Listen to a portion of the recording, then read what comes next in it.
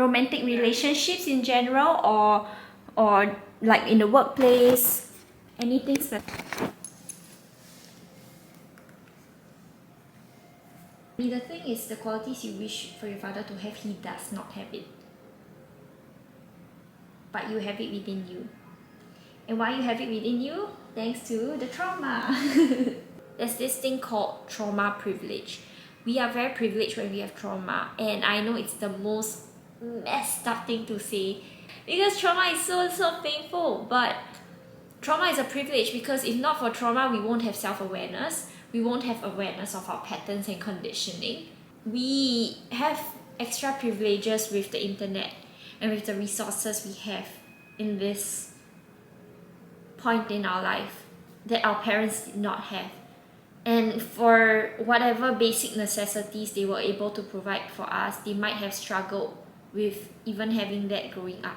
So we are a lot more privileged than our parents, and therefore we have this privilege that we need to use to our advantage when it comes to our relationship with our parents and how to heal from the past hurts, how to make it healthier and better. So I'd like to encourage you to embody the qualities of your dream father every single time you are interacting with him.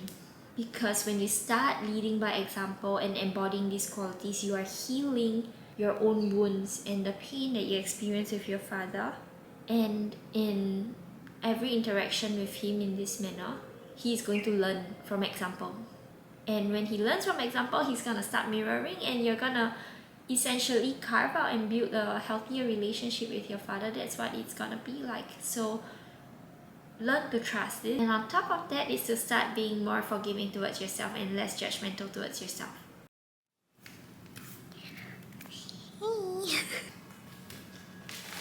So I just got done with a private healing session where there's a bit of embodied yoga, movement, and sound healing and meditation, and I had a lot of fun, and didn't manage to clean everything up because I had a Zoom session to carry out, so I'm just cleaning up right now. Yeah, but the sound portion that you see was from that little private party of 2 hours. Usually have private parties like maybe once a month. It's always very fun to do. And on top of that, of course, I do the sessions that I host on my own, which I enjoy thoroughly.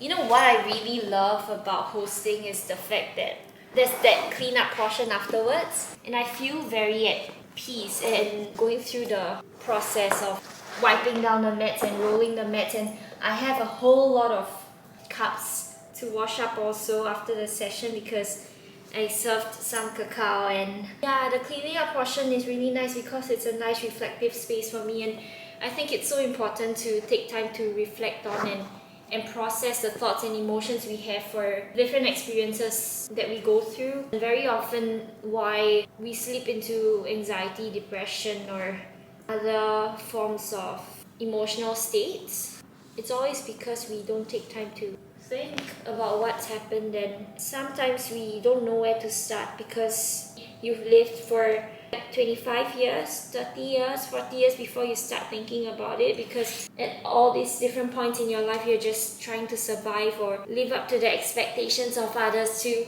show up for all the different commitments that you've made, to be accountable and responsible for all that you've agreed to parties besides yourself. But if we don't take time to take care of ourselves, then who's gonna take care of us? We can't expect anyone else to take care of us. That codependency towards another, or a situation or a career path, it's not gonna serve us.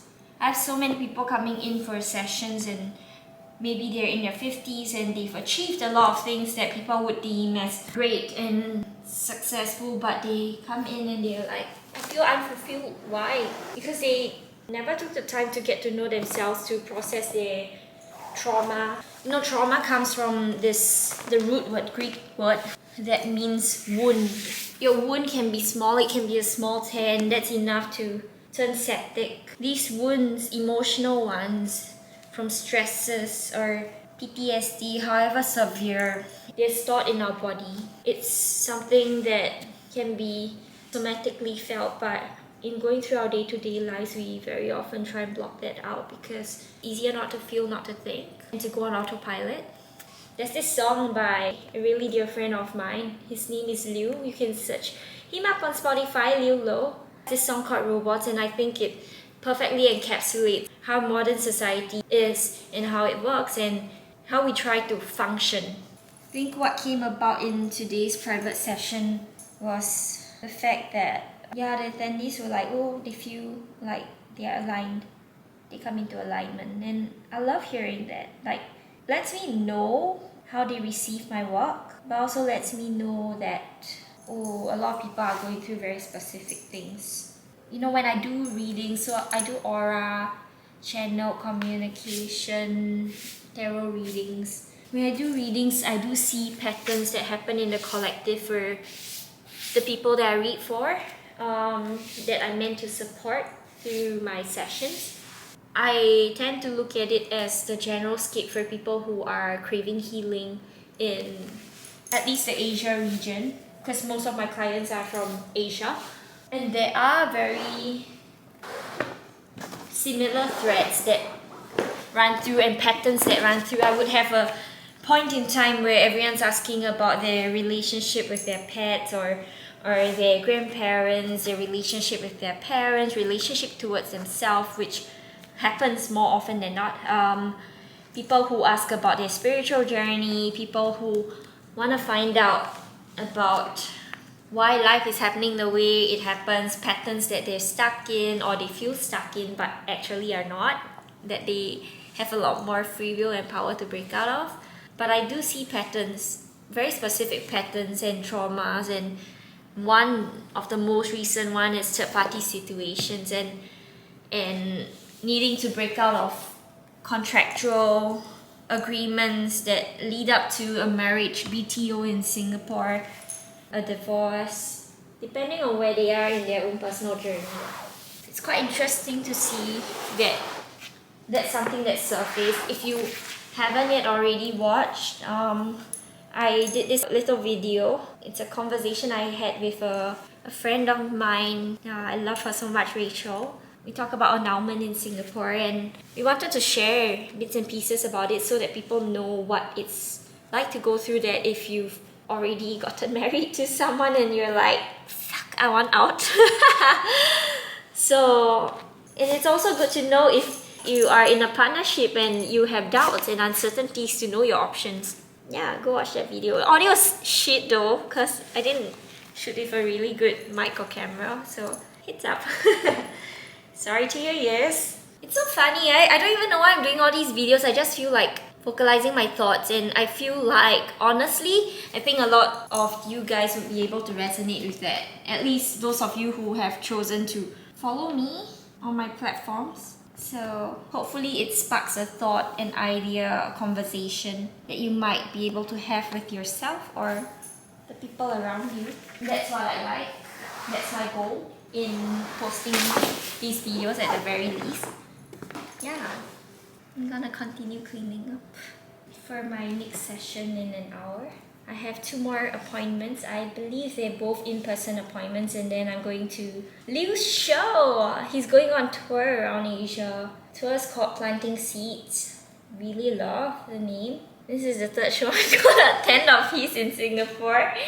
I thoroughly enjoyed the first 2. The set list is different for each of the shows, so it's gonna be a different experience. I'm actually planning to go to KL with my friends. I'm gonna meet my batch girls. We were in the same batch from when I was flying with SIA. Meet my Malaysian batch girls in KL, and they'll bring me and another batch girl around. I'm very, very excited for that.